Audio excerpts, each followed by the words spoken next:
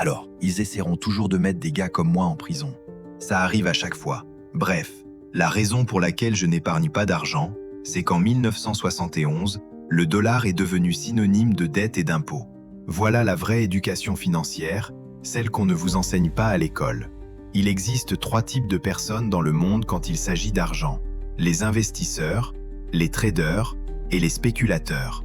Moi, je suis un investisseur, pas un trader. Un trader, c'est quelqu'un qui achète et revend rapidement, comme dans l'immobilier. Ils achètent une maison pour la rénover et la revendre avec profit, ce sont des flippers. Un spéculateur, en revanche, c'est un joueur. Et je dirais que la majorité des gens qui courent derrière le Dogecoin, le Bitcoin et toutes ces autres crypto-monnaies sont en réalité des spéculateurs. Des parieurs qui espèrent juste que ça monte. Moi, ce n'est pas ce que je fais. Je suis un investisseur. Et ceux qui perdent de l'argent en ce moment, c'est parce qu'ils ne sont ni traders, ni investisseurs. Ils spéculent. Il faut comprendre une chose.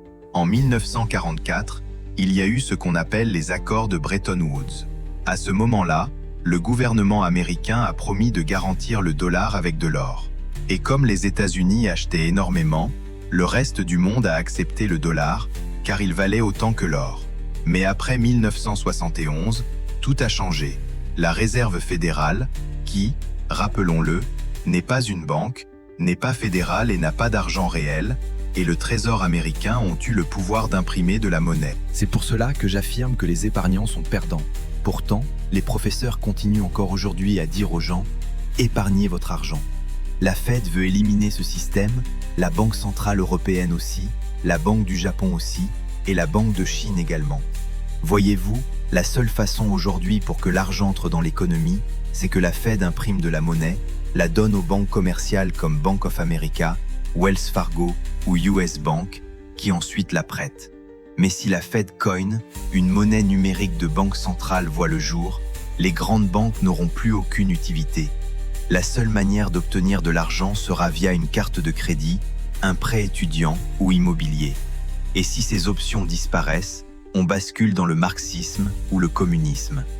Le revenu universel de base, UBI, ce sont déjà les chèques de relance. L'État envoie directement de l'argent aux citoyens, sans passer par les banques. Et là, il contrôle tout. Vos pensées, votre respiration, vos injections, votre argent, vos revenus, vos dépenses, vos déplacements. Ils sauront tout de vous.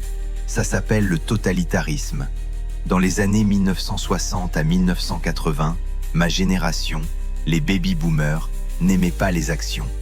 Quand j'étais jeune, tout le monde disait « seuls les joueurs investissent en bourse ». Aujourd'hui, tout le monde est en bourse. Qu'Ola est-il arrivé? En 1974, ils ont introduit ce qu'on appelle le 401K. Moi, je ne toucherai jamais à ça. Ni à un 401K, ni à un IRA.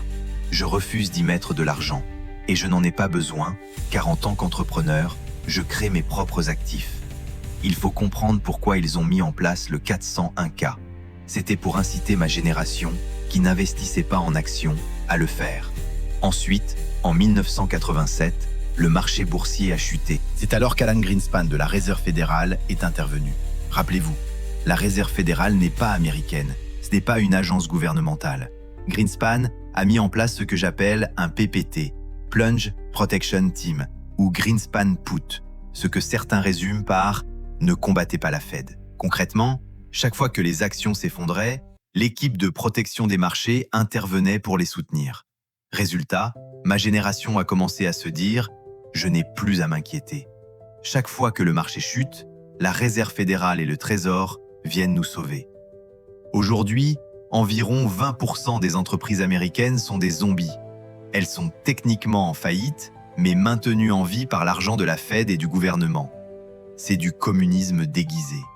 C'est pour ça que je n'aime pas les actions, mais que j'aime l'or. L'or est un bon investissement car toutes les banques centrales du monde en détiennent. Elles ne laisseront pas l'or s'effondrer, elles feront tout pour maintenir son prix. L'argent, pas la monnaie, mais je veux dire l'argent en tant que matière première, lui, devient plus précieux car, contrairement à l'or qui s'accumule, l'argent est utilisé dans l'industrie et disparaît. Donc, les actions, le gouvernement veillera à ce qu'elles ne s'écroulent pas. L'or, il ne s'effondrera pas. Mais la crypto, elle, peut chuter. Pourquoi? Parce que la Fed n'en veut pas. Vous devez être plus intelligent. Ce qui n'est pas encore arrivé mais qui pourrait arriver, c'est la Fed Coin ou le Yuan Coin chinois. Et cela pourrait détruire le Bitcoin. Ce que je vous dis, c'est que tout est manipulé. 100% manipulé. En 1980, les frères Hunt du Texas ont tenté de corner le marché de l'or en manipulant l'argent. Le silver a atteint 50 $ l'once à l'époque. Tout ce que je veux que vous compreniez, c'est que tout est manipulé. Et c'est pour cela que vous devez être plus malin. Si une Fed Coin sort, Wells Fargo est fini. Je ne dis pas que ça va arriver, mais c'est ce que je prévois comme possibilité. Si une Fed Coin arrive, elle me ruinerait aussi, car la façon dont j'obtiens mon argent, c'est grâce à mon excellent crédit.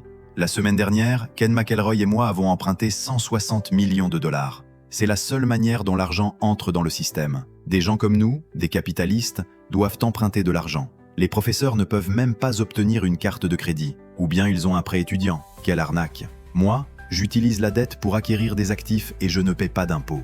Mais on ne vous enseignera jamais cela à l'école. C'est pour ça qu'il n'y a pas d'éducation financière. Mon pauvre père était marxiste. Il enseignait que les capitalistes sont des escrocs.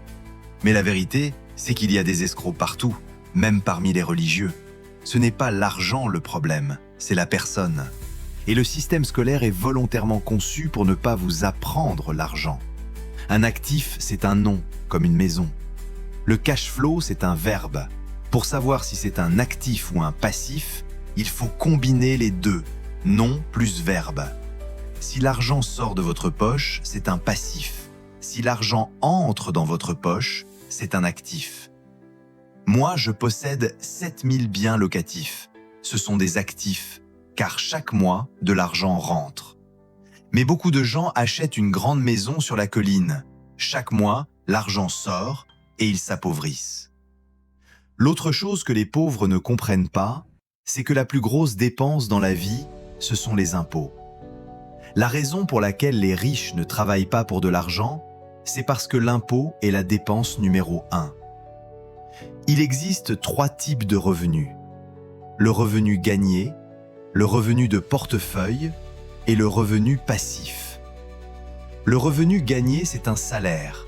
Si je suis médecin ou programmeur, je travaille pour l'obtenir. Le revenu de portefeuille, ce sont les gains en capital.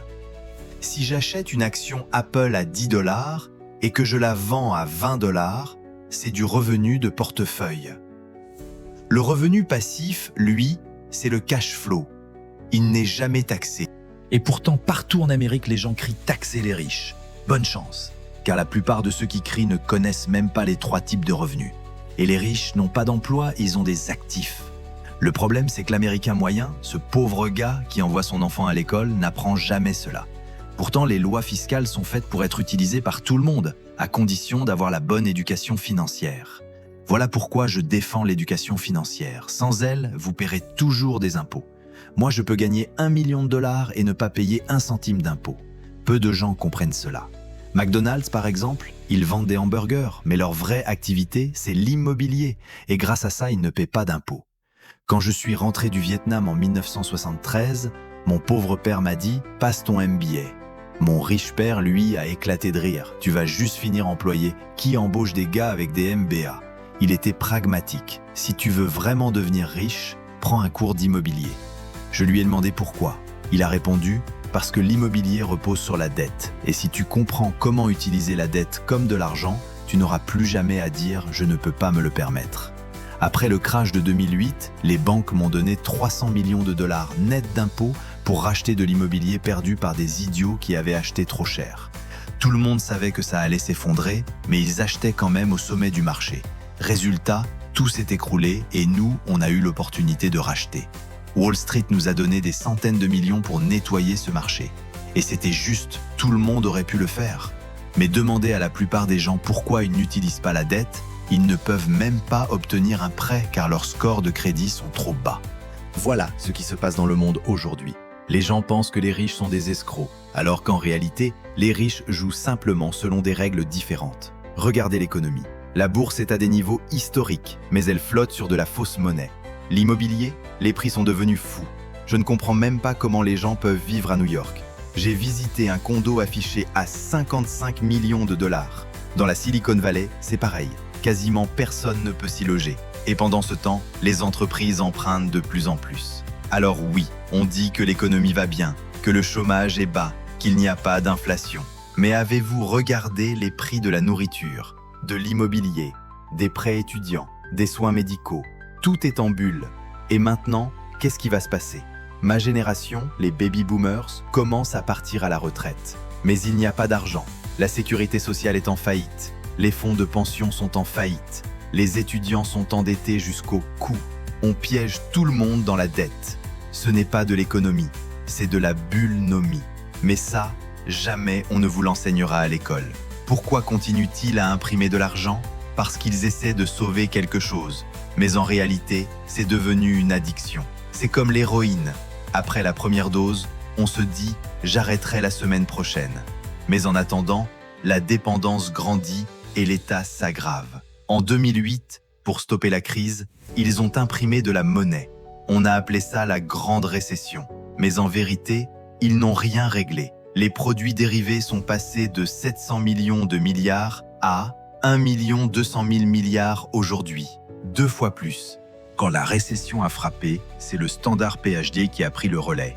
Bernanke puis Yellen, tous bardés de doctorats, censés tout comprendre.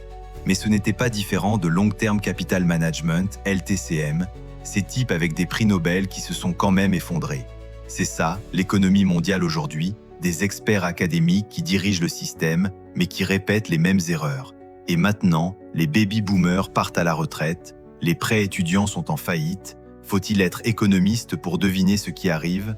On en est à une guerre économique depuis 12 ans. Les dépenses sociales explosent, la dette publique américaine est à 109% du PIB.